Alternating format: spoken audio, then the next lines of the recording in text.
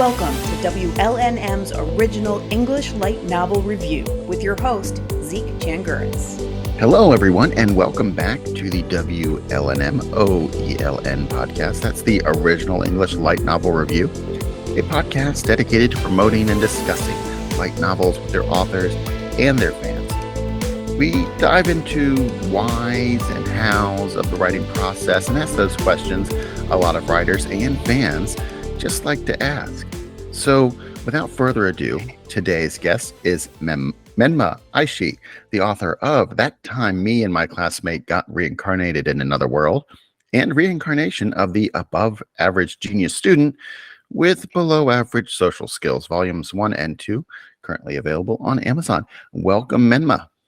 Thank you for having me here.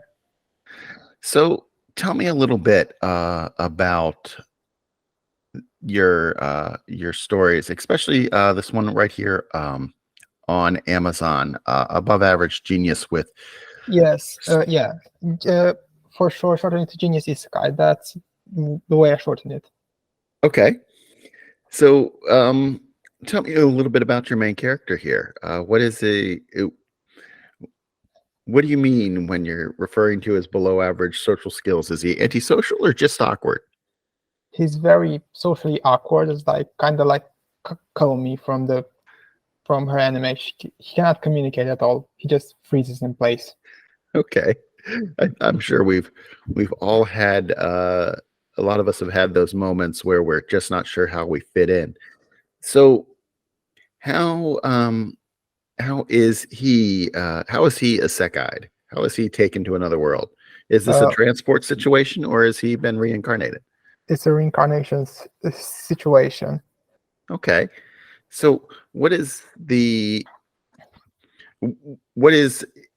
for this particular one? What is the general plot? Are we looking at a slice of life or a fantasy adventure with the got to go kill the demon lord kind of thing, or is it just a more enjoyable, just relaxing every day is a strange new day in a strange new world? It's more of like adventure, but the adventure is not about the demon lord. It's about the main character running away with another character that will become important later from bounty hunters. Okay, all right. Now, do we get a lot of magic in this? Do we get magic in this world, or is it a non-magical world? Magic exists, but it's another problem, a form of power in form of skills. If you watch the Slime Isekai, it's almost similar to the skill system there. It was a great inspiration. Okay. And you worked on you have another isekai out there that has to do with two people who are close, who both end up being reincarnated into another world. And why go with, I guess, the protagonist or the two protagonists in the story? Did that make it easier or more difficult for you to create? To clarify something, like Genius Isekai is the main series, and the Classmate Isekai, the other one that I had with Hikaru and Hana, the two protagonists, is the prequel to that series. Oh, it's a prequel. I didn't get that from the blurbs that you had written about that. So that's kind of interesting in itself. Yeah, a little background on why is the prequel. The prequel shows the character Hana and Hikaru. They appear in the last volume of Genius Isekai, the novel, like in the last volume of the light novel, and shows their story, how they got there. Like, from the time Hana and Hikaru got there and Hikaru was reincarnated, is a 500 years difference, like in a timeline. 500 already passed from that point. Okay, so it kind of gives you better background knowledge on what world we're entering in the second set of novels. Okay, that's an interesting way of doing it. Give me a little more description about the world. Are we in a medieval style setting? Because not every every fantasy that has reincarnation is a jump to the past. So what kind of setting are we living with? What kind of setting? Well, it's both medieval but magically advanced.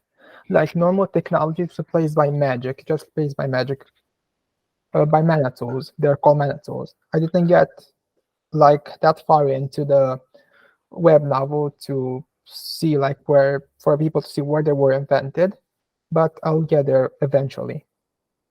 Okay, all right. And this world, I imagine, are we dealing with like a feudal system of government, or is this uh, is it's just because very few times you see a non-feudal government with lords and ladies. Are you following that template? Only in the prequel, like in Only the yeah, the prequel shows the world how it was like 500 years ago. It's not a feudal system. Like when Dicey got reincarnated, the main character got reincarnated in the main series. The system was there only on the paper. It didn't exist, like wasn't enforced, but was there only on the paper where those were only like function that people had to execute, but they couldn't step over them. Okay. So let me see. What drew you to writing in this genre? It's a popular genre. What drew you to want to create a world in the Seki realm? What drew me was first was escapism, and plus it was an easier genre to write in. So that escapism, is it?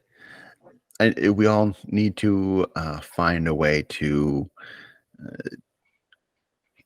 separate ourselves from the everyday.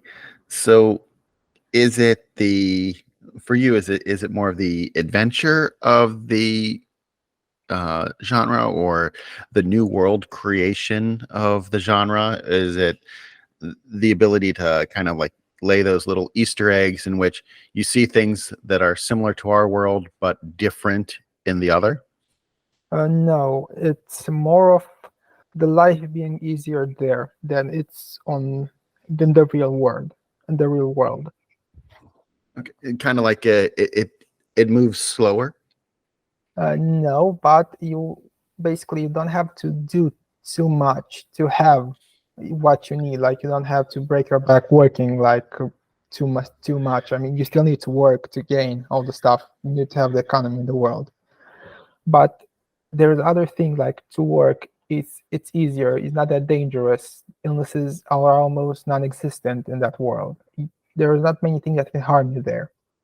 Okay. So we're not worried about wild monsters roaming free that are going to eat me when I'm traveling from my farm to the town. Yeah, like in towns, like in pretty big towns and in villages, you don't have to worry about that. If you go outside them or outside the path, the marked path, you may have the chance to encounter them. Okay.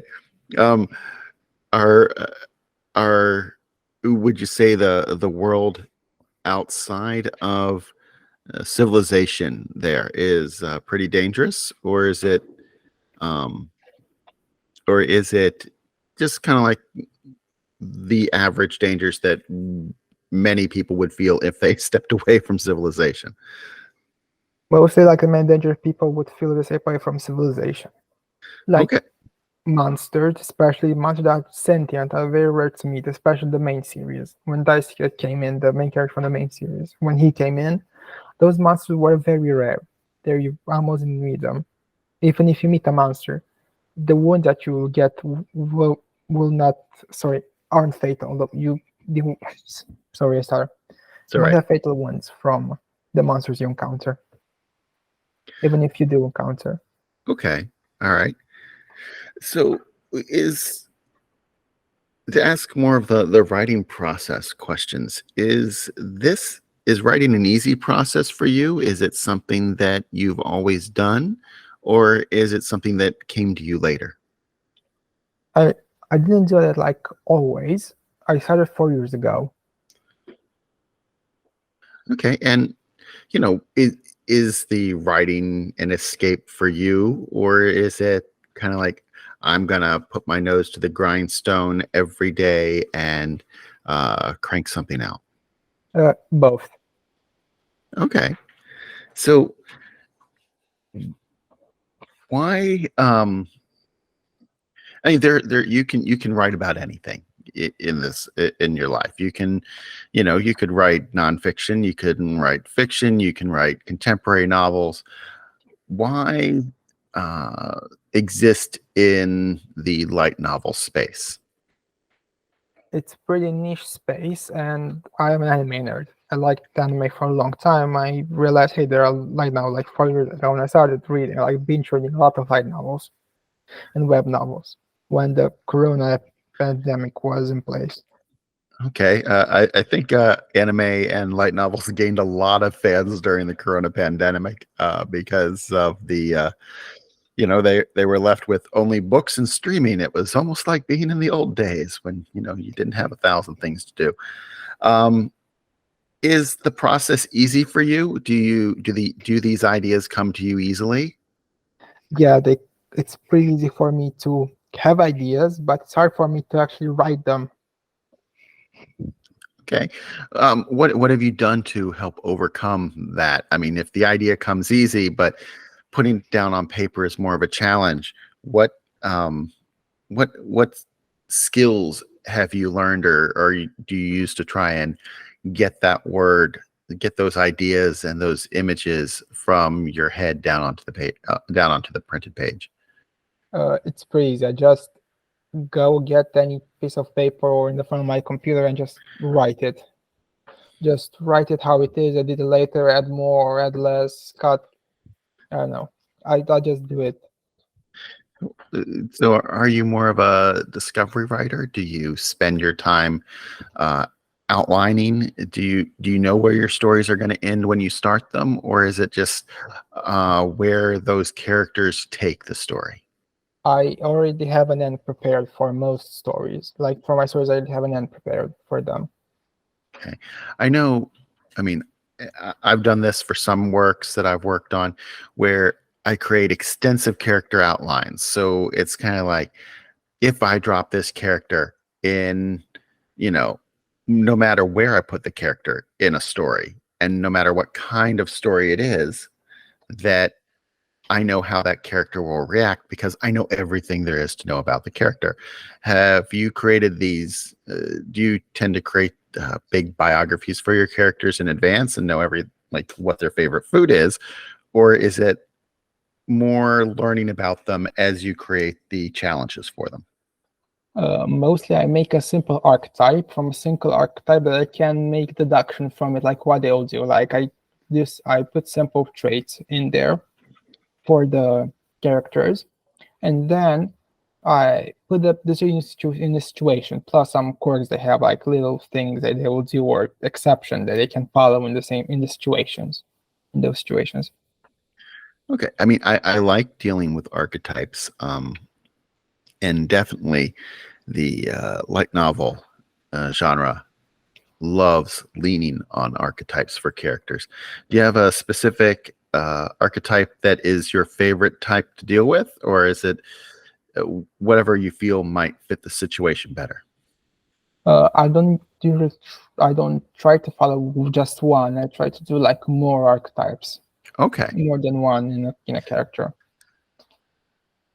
When you decided to start putting your work out there, because I know for a lot of writers uh,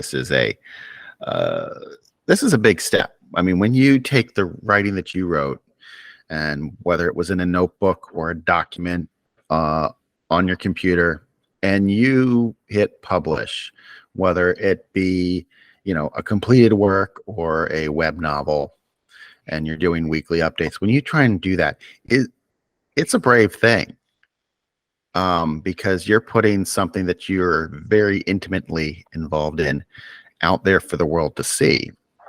Was that an easy choice for you, or was there some trepidation of, is this good enough? There isn't too much like is good enough. it's more complicated than like my brain process to say like, yeah, like I have a lot of self-doubt with my novel, but I still put it out there like just whatever, it's there, I'll Okay. fix it later. Okay. Um, do you use web novel style writing?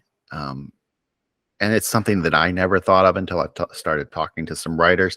They use their web novels as kind of like a beta test, though it's almost like a working version of a rough draft that they put up there, and then they'll look at comments and use those comments to help polish their writing and maybe even sometimes change direction for their story because they're dealing with the audience input. I don't know really what to say by it. I don't get much comments on my web novels. Okay. I get much feedback on them. Even if I take 10K views, I still don't have enough comments to get feedback from. Okay. I mean, hey, you know how remember, there are a lot of companies out there that uh, hire people to end up creating that feedback. So it looks like they get plenty. Or you've gotten all your friends to do it. I know from experience, I mean, I've been a published author, and I think over the last 20 years that I may have sold about 100 copies of the printed version of the novel. And I don't take it personally because I'm not necessarily writing for I'm not writing for that adulation. It was a story that meant a lot to me that I wanted to put out there. And, the fact that I completed a story is more about is more about me accomplishing a task than it was whether I got great acclaim for it. Now, would I have loved great acclaim? We're all creatures of ego. And so, yes, I would have loved if it had been like a sleeper hit that, garnered, what is it, 3 seasons in a movie. But I'm still happy with the product that I put out. How do you, when you're writing, how do you make time for it? Are you a sporadic writer, or do you have like a fixed time when you sit down at the computer with a notebook and create? Like whenever it's possible, I like for whenever it's possible. Whenever's possible. Okay. Um, I've found that I've started using Google Docs more because I've been able to, I can even access Google Docs from my phone. So if I have an idea while I am out or in the classroom, because I spend time as a teacher, that if I have an idea, I can just open up that Google Doc and slam in the idea so I don't forget it for later. Now, when you're as part of this process, have you learned anything about your writing? Have you been like, wow, I didn't realize that I only I only start sentences this way, and then force yourself to change? Or I have a very strange habit of backing into things when I'm writing. My wife hates it. She's like, you're writing backwards because I lead into it. But if you spoke what I read out, if you read out loud what I'm reading, it sounds much better than if you're just reading it. Did you learn anything about how you write in this process? My writing has changed like a lot over the past 4 years. Some will say, yeah, it's still bad. Some will say that, hey, you miss that, you miss that, you miss insert 10 other buildings that my writing misses. But it changes, improved from how it was. It was horrible. Say like it was extremely horrible, like amateurish writing. Some that's it's so horrible, but it's less horrible at the same time. I do understand. I understand that completely. The first story I ever wrote was probably about, I don't know. I was in elementary school. It was like 600 words. To me, it was, this massive short story that I wrote, but because you're in elementary school, 600 words is a lot. Yeah, 600 words, one very long run-on sentence because I was very bad at punctuation. I mean, my mother was like, you need to put a period here. You need to put a period here. This is not a sentence. And but it helped me as a writer grow, even at that age, to understand that, you don't need to, you kind of need punctuation. It's your friend. It separates those ideas. So I've learned a lot as a writer, and I still grow as a writer today. I mean, I have some very bad habits, and I constantly am trying to push past them. So when you're sitting down at that computer and you're in the middle of writing a scene, do you really visualize that scene? I mean, I tend to look at things like I've written it as a people. The comment I get about writing from the way they read mine is I write it very much almost like episodic television.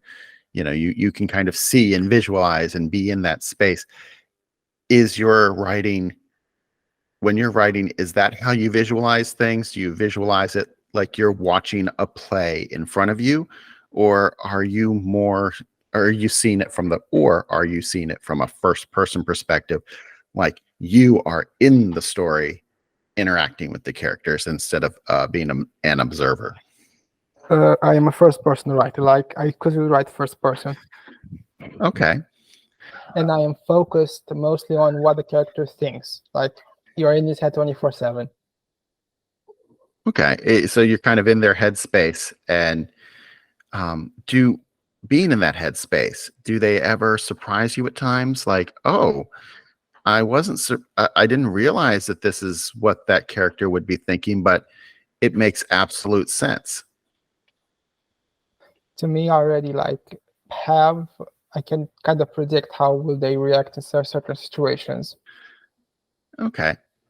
Are you trying to do you yourself ever find that you've put your characters in a corner and you're not sure how to write them out of it? I usually do that intentionally. I usually put them in a corner because I want to put them in a corner, but I also have a way out of that corner. So it's pre-planned. Yeah. I know I and many others tend to sometimes write ourselves into a corner, and then you're stuck staring at the page for like 20 minutes because you're like, how do I get out of that without changing everything in the story? Have you ever had the experience where you're writing and you come up with an idea, but then it means, oh no, I've got to go back and weave new threads in the story so everything makes sense up to this if I change this one thing? I usually don't do it. You try and stick with the plan. Yes, I stick with the plan that I have from the beginning. If it's something small or minor that can improve upon it, but no one will notice it, and it won't cause too much distraction or won't be so much of a difference from the original plot, I'll go and write it's a small thing. Is there a writer or a series? You mentioned Reincarnated as Slime earlier. Is there a writer or a series that really has inspired you as a writer, as one that you take as an example of this is what I aspire to write like? I take it both from Fuse and Tape, the creator of ReZero. Okay. What drew you to his story? I liked in ReZero how Subaru basically is honest with his character, up 100% with his character, how he's portrayed. Even though he tries to hide it from some people, the cracks, you can see it between the cracks of his own personality. Yeah, to me, he's always been one who he's trying to bluff his way through things. He feels like the confidence is a cover for his insecurities. He wants to be better, but deep down he's like, I'm not good enough to do this. And that's how I've always felt, even though he's like, I can do it. I could be a knight. I can protect Amelia. Deep down, he knows that he's just a regular guy with no superpowers. He didn't get like that Aseki checklist when, you're the god in the waiting room to be reincarnated is like, oh, let's give you above average intelligence or, you know, secret sword skills. He just kind of like his best weapon is he gets to die and come back. And that's more of a curse than anything in my book. Yeah, like I did not the same thing. It's different to Hikaru, but the same pattern applies to Hikaru. What he does is mostly a cover for his intentions. Like all the kindness he shows, everything he does, his real intention is mostly as a cover for what he truly wants to do. Yeah, I mean, I think we can say that a lot of us are insecure about things. I guess the more modern term is imposter syndrome, where we know you never feel like you quite belong, and you're doing everything you can to fit in or to feel like, oh, you're going to be taken seriously. And I like seeing that explored in characters where it's not as where it's not just flat out written that way, where you have to sit down and be like, oh, if you go through the checklist of all of what happened in this chapter, how they reacted in that chapter, you can see that there's more underneath than the the surface simple character of, I'm going to go out and save the world and I've got all the confidence in the world. Sometimes we like to see our heroes have those cracks where they're like, I'm going to do it. I know it's hard. I don't know if I can. And I think that self-doubt is a good way for introspection. Most of my characters are self-aware, like they are extremely self-aware. They realize things about themselves and they say like flat out. Okay. Tell me, as we close in on our half-hour time, tell me what's the number one thing that's going to draw me into your universe? What if I have never looked at a light novel before, if I've never looked at your stories before, if you're trying to pitch it to me and tell me why I should read your story, try to make that case to me. Why should I read your story? Unlike most isekais of the genre, and like most isekai stories in the genre, it's not a sugar-coated version of the story. Most of the action the characters take, they have like some sort of a real impact. They have an impact on other characters. Like if a character is very bad toward another character, of course it's going to be some sort of impact. They're gonna get a better relationship between each other. I don't know how to explain it like the best way, but nothing is sugar coated in there. Like character thoughts, you see the raw things that they think. I don't try to sugarcoat. Okay, so even the philosophy of the characters, even if it's dark, extremely dark, I don't sugarcoat it. Most people will get offended or whatever. For okay, wait a bit. So it's kind of like you're going for a more grittier, honest look at characters and the situations that you put them in, and if they think it sucks, they're going to say it sucks. They're not going to try and dress it up and be like, we can do it through the power of friendship. It's going to be more like, yeah, we're going to do it, but I still think this guy's a pain in the ass. Yes, yeah, it's pretty similar to what I do. It's not about people in general, but it's about how life itself is. Like in the prequel, it's more about life. If For example, I have the character of Hikaru. He represents like, hey, the idea, the first question, hey, is this actually worth it? Is all of this worth it? All right, that's a great way of summing up the way, we all kind of look at life is, is it worth it? So, Menma, I want to thank you for talking with me today. We've covered a lot. We've gone through a lot of questions on my list, and I think you've made a wonderful case for the isekai genre and directions it can go into a grittier, less fluffy world. And so if you heard about today's story, check it out on Scribble Hub or on Amazon if you'd like to read more. Also, thank you to all who are listening. Those of you who are new to the review, hit like and subscribe. It really helps the algorithm at YouTube decide to put this video in somebody else's feed who may not have seen it before. And by them discovering it, they get to discover a new writer. They get to discover a new author, and that helps the OELN community. So until next time, for the WLNM OELN review, I'm Zeke Changers, and keep reading. This has been a WLNM podcast.